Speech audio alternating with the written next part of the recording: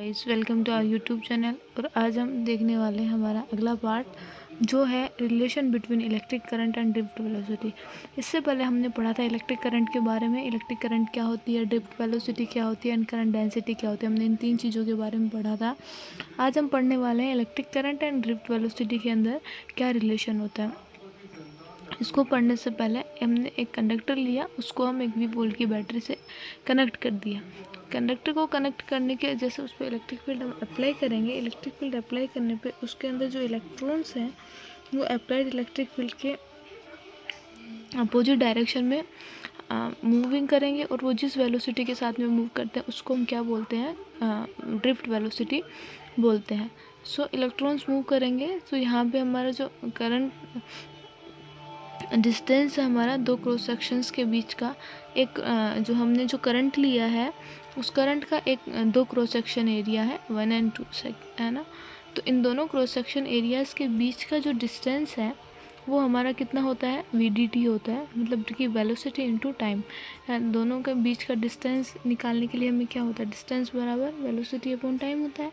सो इस velocity into time या speed into time होता है, डिस्टेंस बराबर। सो यहाँ पे दो क्रॉस सेक्शंस के बीच का जो डिस्टेंस है वो आ गया हमारे पास क्या, VDT। एंड इन दो क्रॉस सेक्शन के बीच में हमने कितना वॉल्यूम बाउंड कर रखा है।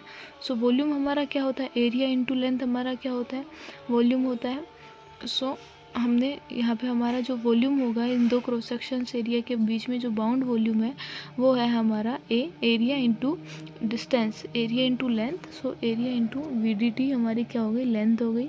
एंड थर्ड आता है, थर्ड हम देखेंगे इसमें number of electron passes through the cross section one time in T में, कि एक क्रॉस सेक्शन एरिया से कितने नंबर ऑफ इलेक्ट्रॉन पास कर रहे हैं। क्रॉस सेक्शन दो मतलब अपोजिट साइड में इलेक्ट्रॉन्स पास कर रहे हैं। सो क्रॉस सेक्शन ए से कितने इलेक्ट्रॉन्स पास कर रहे हैं टी टाइम के अंदर वो हमें देखना है। सो यहाँ हमारा कितना हो गया, NaVDT। ये हमारा क्या हो गया, नंबर ऑफ इलेक्ट्रॉन्स हो गए, इतने नंबर ऑफ इलेक्ट्रॉन्स हमारे क्या कर रहे हैं, पास कर रहे हैं एक एरिया से। And we know electric current is equals to charge upon time. Electric current हमारा क्या होता है, चार्ज अपॉन टाइम होता है। सो यहाँ पे हम चार्ज के लिए फॉर्मूला लगाएंगे Q बराबर NE। फ्रॉम चार्ज क्वांटाइज से हम ये वाला फॉर्मूला लेंगे। सो Q बराबर NE एंड हेयर n की वैल्यू पुट कर देंगे हम। n मतलब number of electrons passes through cross section area 1 से, कि जितने क्रॉस सेक्शन ए से इलेक्ट्रॉन्स पास हो रहे हैं वो वाले नंबर लेने हैं हमें। So NaVDT into E upon T. So यहाँ पे टी से टी कैंसिल हो जाएगा, दैट्स वाई हमारे पास में बचेगा क्या, I is equals to NeaVD, where n is equals to number of electrons, E क्या है चार्ज ऑफ इलेक्ट्रॉन, ई क्या है area of cross section of the conductor and VD क्या है, ड्रिफ्ट वेलोसिटी।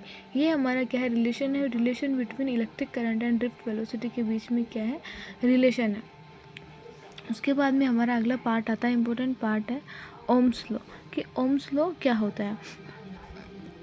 ओम्स लॉ क्या होता है कि कोई भी जो हमें कोई कंडक्टर बॉडी लेते हैं, उस कंडक्टर बॉडीज़ के दो एंड्स के बीच का जो पोटेंशियल डिफरेंस होता है वो पोटेंशियल डिफरेंट उन दोनों वो पोटेंशियल डिफरेंट जो उस करंट से ओम्स लॉ क्या होता है, ओम्स लॉ होता है कि कंडक्टर के दो एंड से जो पोटेंशियल डिफरेंस होता है, कंडक्टर के दो एंड का जो पोटेंशियल डिफरेंस होता है वो पोटेंशियल डिफरेंस उन उसका कंडक्टर के क्रॉस सेक्शन से जो करंट फ्लो होती है उस करंट के डायरेक्टली प्रोपोर्शनल होता है एट कांस्टेंट टेम्परेचर पे। इसका हमारे पास में डेफिनेशन है, the potential difference between two ends of a conductor is directly proportional to current passing through it at constant temperature. So V proportional I, potential difference proportional current, and here V is equals to RI and V is equals to, इसको हम क्या लिख सकते हैं, IR लिख सकते हैं, where R क्या है हमारा, कौन हमारी ओम्स लॉ की हमारी क्या है ग्राफ्स है कि वी और आई क्या होती है, एक दूसरे के प्रोपोर्शनल होती है एट कांस्टेंट टेम्परेचर पे। सो यहाँ पे V upon I is equals to R, ये हमारा क्या होगा स्लोप होगा। सिमिलरली यदि हम वाई एक्सिस पे आई भी लेते हैं सो हमारे पास में स्लोप आई अपॉन वी आता है एंड 1 अपॉन आर के बराबर होगा।